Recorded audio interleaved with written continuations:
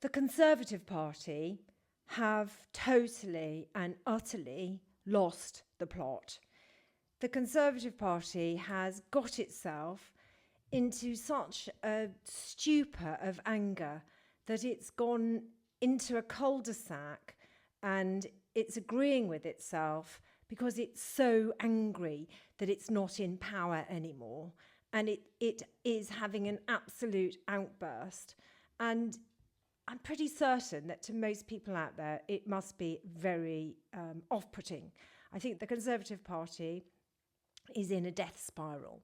They have been so consumed by their own ideology of their Brexit vision, which they were never honest with the country about. They sold it on a bed of lies with a million different versions of what Brexit is. But now that Keir Starmer has aligned with European regulations, they are having a massive tantrum. And they are so frustrated that they can't, at the 11th hour, deliver what they want, which is deregulation and an American trade deal. Steve Baker, hard man Brexit Steve Baker, was on Times Radio, and it's absolutely abundantly clear that all he wants is the American trade deal. He thinks hormone-fed beef and chlorinated chicken is fine for all of us because he knows best, and he's content that Labour is mostly delivering their Brexit, but on the final step about standards, it's not doing what they wanted Brexit to do. And look, here we are again discussing sovereignty, trade. The word surrender is in the air. Yeah. Is this exactly what you were hoping for with Brexit, or is this exactly what you were warning against? I think it's substantially what we were warning against. I mean, we shouldn't overstate the case. He's not taken us back into the customs union and the EEA. The UK's trade strategy is basically established. Even this Labour government's done deals with the USA and with India. But they're making a big mistake which will create a massive mess here. By aligning with the EU's rules on food, on animals and with on plants, by doing it through submitting to the EU's rules rather than mutual recognition, which is how New Zealand does it, that means we'll be in breach of our trade deal obligations with, like, the Asia Pacific countries, with Australia, with New Zealand, which require us to have control of our own rules.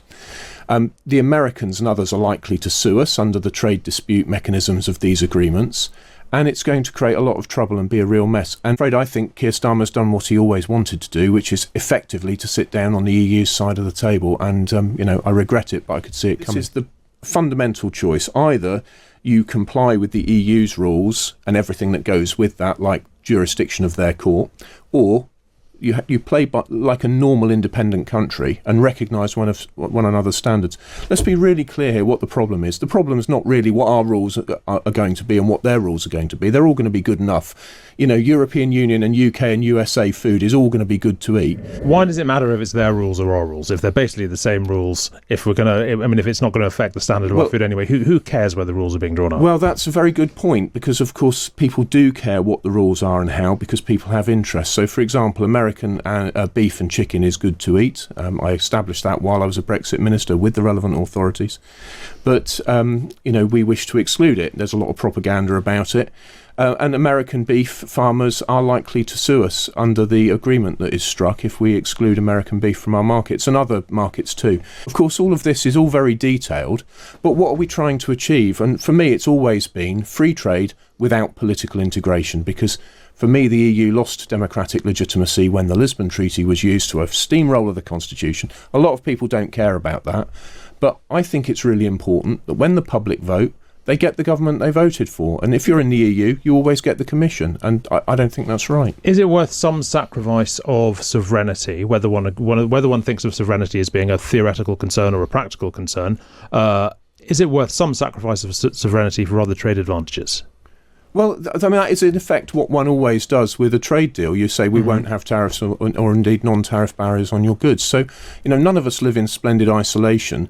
But the fundamental question, which was asked and answered at the referendum and subsequently in Boris's general election, is should political power reside in the UK Parliament and in the UK government? The answer to that was yes. So by opting back in to obeying EU rules on SPS, food and plant standards, whatever they may be, Keir Starmer's repudiated that. But as you said, this is how a trade deal always works. If we're opting in, I mean, that's our option. That's our choice. We're choosing to do this. We could choose not to do it. We can choose to withdraw from it. We're choosing. I mean, where's the issue? The issue is it's not going to work well. I mean, as I say, it puts us in breach of our obligations with the other trade agreements which we've struck, and which it's a direction of travel that Keir Starmer's endorsed with his India deal and his US deal. It also has to be said that we're opting back into exactly the kind of non-tariff barriers which President Trump is trying to get rid of. I mean, he has multiple objectives with this brute politics he's engaging in with tariffs, but mostly what he's trying to do is sweep away non-tariff barriers to American goods and food in particular, and we're opting back into those non-tariff barriers. So it's going to be a problem. From where you were coming from, is this Brexit in name only, would you call this?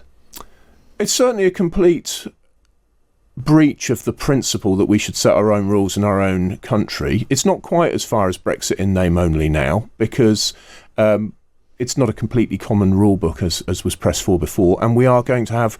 Keir Starmer is continuing our independent trade policy. My point is that this decision on SPS will make it a complete mess, and we will suffer litigation under each of those trade deals' dispute resolution mechanisms. It's not a good idea. It's going to backfire. The Americans will take issue with it, but it's not quite Brexit in name only. But, I mean, Keir Starmer has done what Keir Starmer was always going to do, which is effectively to sit down on the EU side of the table. And in due course, I think that a Reform or Conservative government or coalition will reverse this. And I would like to be a peacemaker, but, you know, I don't doubt that every now... You know, the Brexit hardman thing was a joke at my own expense, and it was a huge mistake because it was catnip to journalists, and it stuck with me. But, I mean, you're not using words like surrender and betrayal. Well, that's partly because I want to be really clear with your listeners that Keir Starmer is doing what Keir Starmer wanted to do. And it is a betrayal of those Leave voters who expected us to make our own rules in our own country and who expected us to have our own fisheries policy. I mean, I'm quite confident that fishermen and women in the pub in Penryn will be devastated, and indeed in Scotland. But he's doing what he always wanted to do. Well, it may be what he always wanted to do. I'm interested in who else wants him to do it. Because, I mean, look, Reform are doing very well at the moment. It did very well in the local elections. And, of course, the Reform movement is a movement that pretty much was born out of the Brexit movement.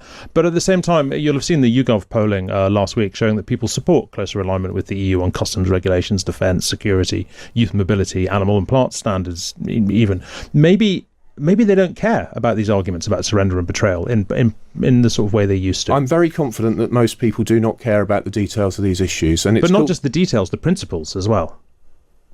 Well, I'd have to look at polling and think about it. But what I'm interested in is the peace and prosperity of the UK, and that will be, in my view, best served by going for growth. I mean, look, if I just step back a bit, in 10 to 20 years, this country is going to be very hard into default on age-related spending. We need to go for growth. That requires us to cut spending, including on age-related spending, cut taxes and deregulate.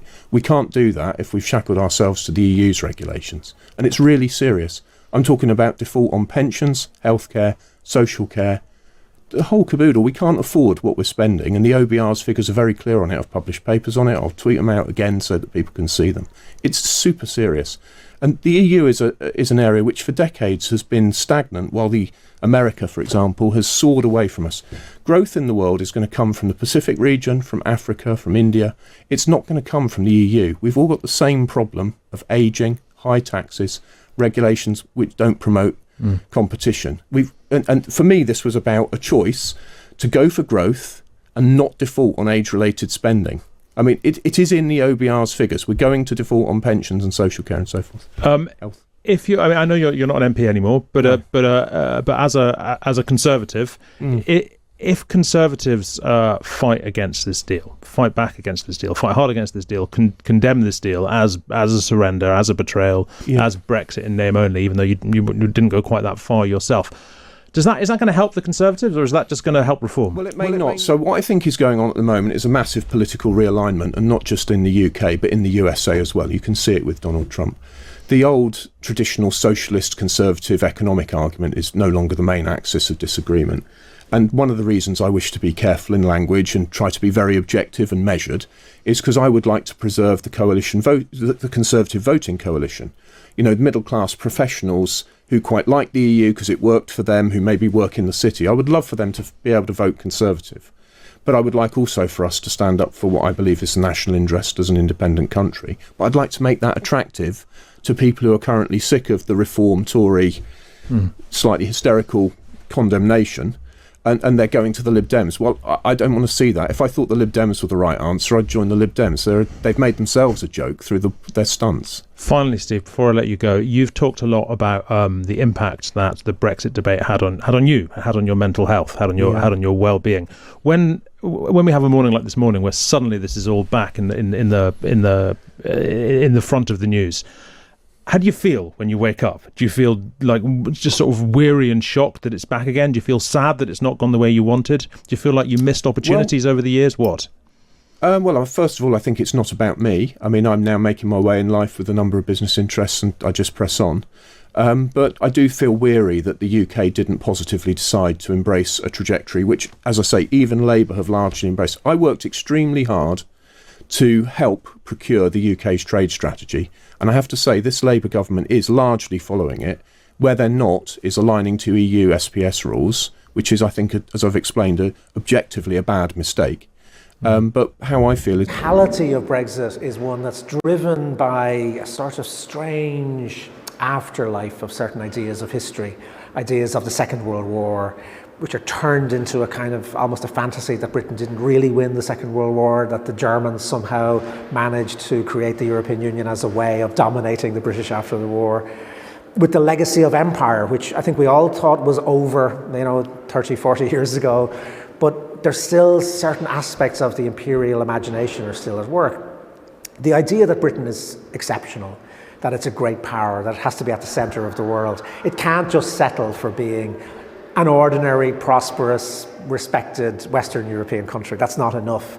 So you have these kind of bits of old, undigested history that are still kind of hanging around in the system. And they are proving to be dangerous in that they're creating certain delusions beyond which a lot of the British system just can't see. They can't step back and look at themselves as they really are and look at where their interests really lie, which are very much about staying in the European Union. They're drawn towards certain kind of fantasies of how they should be, and they want to make a reality of those fantasies. But the problem is, fantasies are just...